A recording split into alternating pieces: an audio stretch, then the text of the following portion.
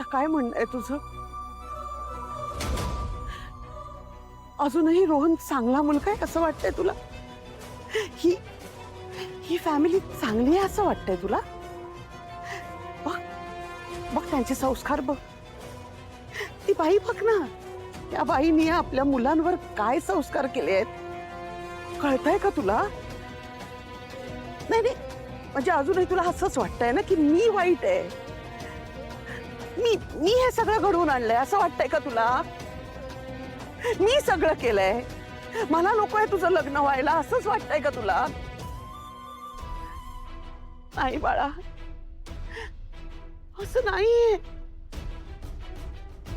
मला हवंय माझ्या डॉलचं लग्न व्हायला, पण ह्या अशा घरात नाही ग. अजूनही विचार कर, जी माणसं लग्नाआधी अशी वागतायत ती लग्नानंतर कशी वागतील?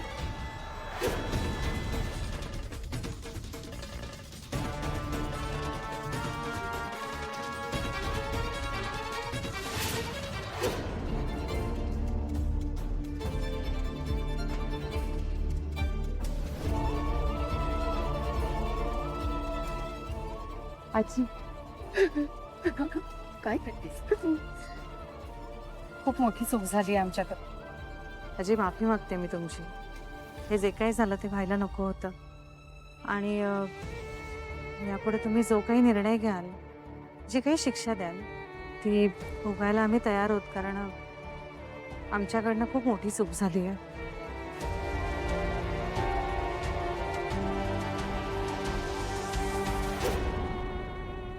निर्णय खरं तर तुम्हाला ना पोलिसांच्या ताब्यात द्यायला पाहिजे. आपले दागिने परस्पर गहाण ठेवतात ही लोक, यांना जेलमध्येच टाकलं पाहिजे. अंशु, अर्पिता, बास आता. दादा आम्ही एरवी तुझं सगळं ऐकतो, पण आता काहीही ऐकणार नाही. अर्पिता, बास. जे आरोप करायचे ते करून झालेत. आता प्रश्न कसा सोडवायचा ना याचा विचार करूया. नुसतं बोलणं वाढवण्यात काही अर्थ नाहीये.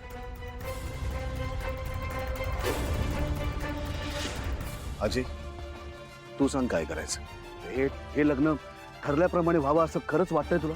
नाही दादा, मला नाही वाटत हे लग्न व्हावं. मलाही नाही. अशा लोकांची सोयरीक नकोच. बडी फोडायला पाठवायला पाहिजे. मी आजीला विचारलंय, बाकी कोणालाही नाही. आजी,